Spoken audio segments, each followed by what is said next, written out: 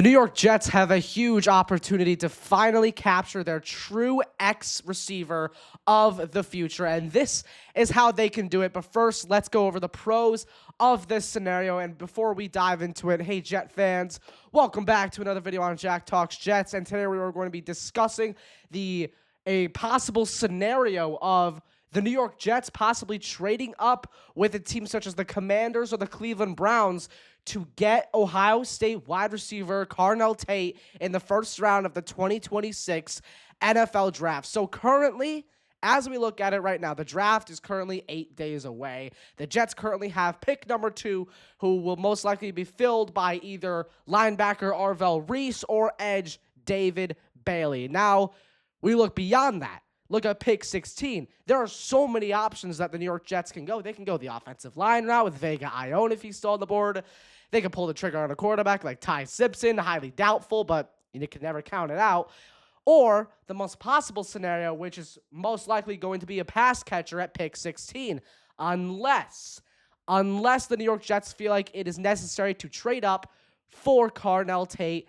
And before we get into that, I'm all on board for that, and I'm going to tell you guys why in this video, so make sure to stick around for that. So currently the Jets are at pick 16. The trade range for Carnell Tate that I would trade for is if he's still on the board from like pick 6 to pick number 9, somewhere within that range. I would propose a package. If I were Darren Muji and Aaron Glenn for the Jets, if I were to trade for Carnell Tate, let's say with the Washington Commanders at pick number 7, I would give up pick 16 for this year, pick 44 for this year. That's it. If we're really desperate here and we really feel like that Carnell Tate can make this offense better than what it currently is, maybe you could add pick 103 to that trade package as well. That likely puts you, if they accept those picks that I just named you guys that likely puts the Jets in the right range to go get their guy in Carnell Tate. Teams could move back as well. If the Saints feel like they have the need to move back, I don't see why they would. Or the Browns seem like they don't mind trading back. That would be a great team to target, especially because the Browns do need a receiver. And there's so many receivers that they can grab in the first round, like Mekhi Lemon, like Jordan Tyson, like Omar Cooper Jr. Maybe if they take a reach on Denzel Boston at pick 16 if they want to trade back. Now, a lot of people are probably asking, Jack, why don't you want the Jets to just wait at pick 16 for a guy like Jordan Tyson, Mekhi Lemon, or Omar Cooper Jr.? I'm not going to lie to you guys. I don't think they're the right fit for the offense. Maybe you can make an argument for Jordan Tyson. You know what? I'm going to be honest with you guys. Jordan Tyson is rising on my draft boards a lot recently. Omar Cooper Jr. is as well. Mekhi Lemon, he's greatly skilled, arguably the second best receiver in this entire class.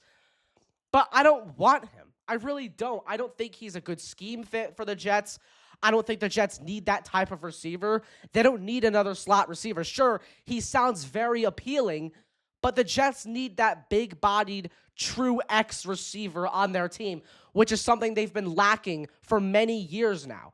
Garrett Wilson has been the wide receiver one of this team for going on almost 5 seasons now, and he's only had maybe one true X receiver his entire time here, and that was Mike Williams for 7 weeks. 7 weeks in 2024, all he had was Mike Williams, really. And Williams didn't do anything. He was in and out like that, like a light. In and out of this New York Jets team straight to the Pittsburgh Steelers. It was a complete waste of a signing. It really was. A complete waste of a signing.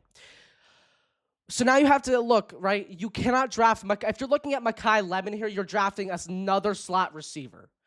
You cannot, and I cannot emphasize this enough. The Jets cannot go another offseason without getting that true big-bodied X receiver. They just can't do it. If they get a guy like Carnell Tate here, or if they get a guy like Denzel Boston at 33, if they're really comfortable with waiting at 16.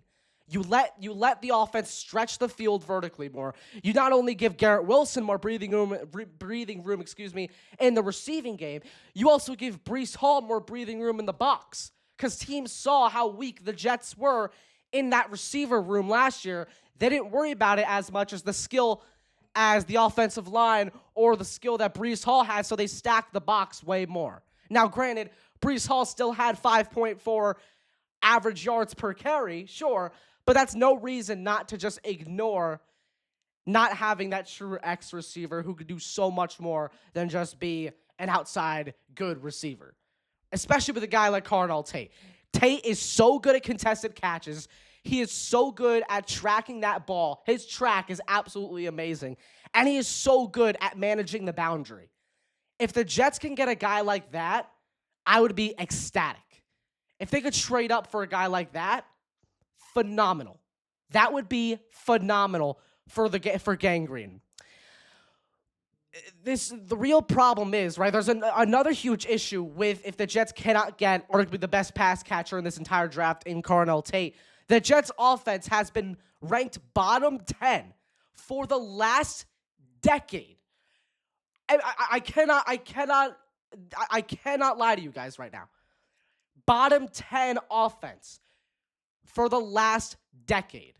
That is so alarming that the Jets have had maybe all of these pieces in Breece Hall and Garrett Wilson. In that half a season that Zach Wilson actually looked pretty decent in 2022. They had Aaron Rodgers on the team in 2024. But they could not get the job done.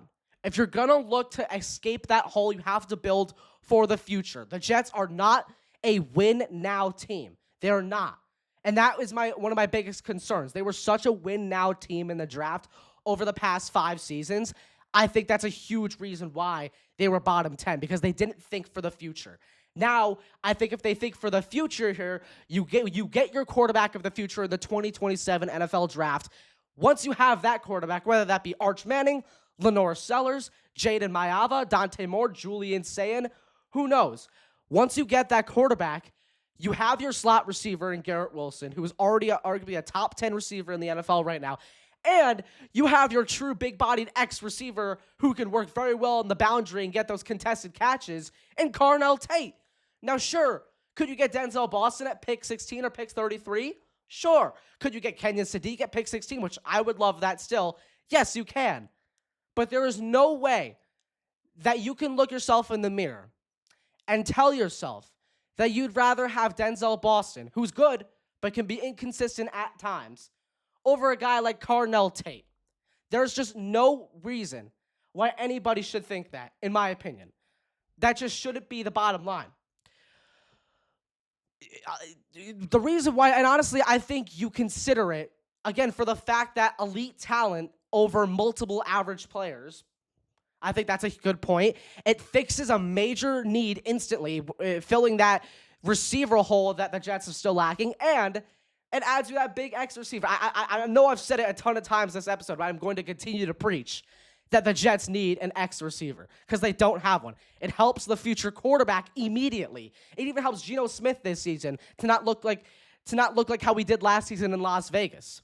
And it changes how defenses play them, which is arguably the most important part of this whole thing. Like I mentioned a couple minutes ago, it'll help stretch the field vertically, not only give Garrett Wilson more breathing room, but also give Breece Hall and that whole offensive line more breathing room to excel as well. Now, let's be fair. Like I said, this is a deep wide receiver class with guys like Jordan Tyson. Again, I wouldn't mind Tyson. The only thing that really is concerning for me with Jordan Tyson is his injury history, right? He's going into his NFL career with an injured hamstring. He broke his collarbone a year or two ago. That's concerning. That's the reason why he's not my number one receiver in this entire class. Because if he was perfectly healthy, oh man, would he probably be my number one option right now at receiver if they were to trade up for him. And to be honest with you, if he didn't have an injury history, he probably would be a better prospect right now than Carnell Tate. I guarantee you that's what the story would be right now. The Jets could stay at 16 as well. Again, I've preached this as well this video. There's so many options at receiver. Kenyon Sadiq, I've preached that too. I love the option of Kenyon Sadiq. I really do. If the Jets can't trade up to get Carnell Tate, give me Kenyon Sadiq at pick 16. I think that really can solve, or I think that can make up for not trading for Carnell Tate at 16. I really do.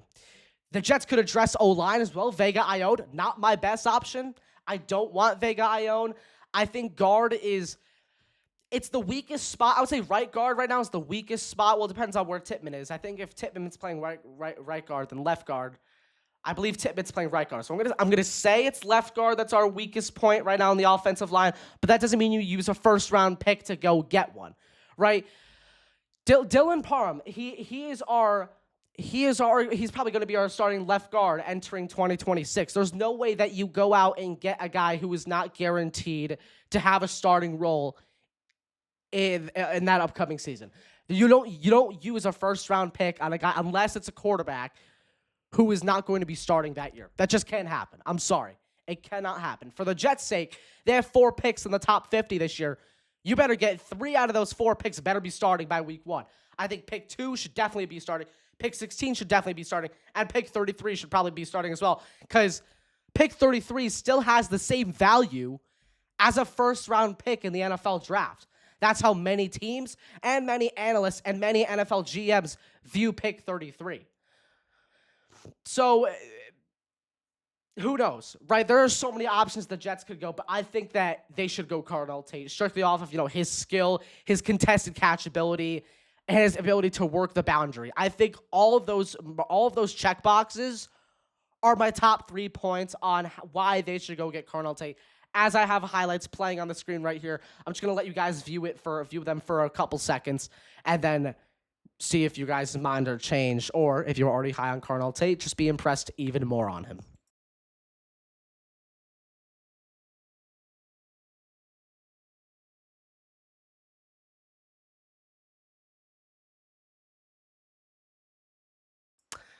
So I'm sure you guys are all aware, right, that the New York Jets are not in any position to be going to the playoffs in 2026, which is why I will still emphasize that they need to build for the future and not a win now mode. And before I end this video right here, I'm just going to say this, the bottom line. Build for the future. You'll get your franchise quarterback in 2027. Get that big-bodied X receiver to pair up with Garrett Wilson, because he would compensate with Garrett Wilson so well. I cannot emphasize that enough. But anyway, what would you guys trade up for to get Carnell Tate? Or if you guys would even trade up to get Carnell Tate, make sure to hit that like button and hit that subscribe button, as we are on the road to 400 subscribers. The goal is to get 400 by the new NFL season starting in September. Let's hope we get there by then. You can follow both my Instagram and Twitter on Jack Talks Jets on both platforms. Again, thank you guys so much for watching today's video. Hopefully the Jets can maybe somehow find a way to go up and get Carnell Tate. If not, Kenyon Sadiq is my guy at 16. Thank you guys so much for watching, and I'll see you in the next video. Peace out, Jet fans.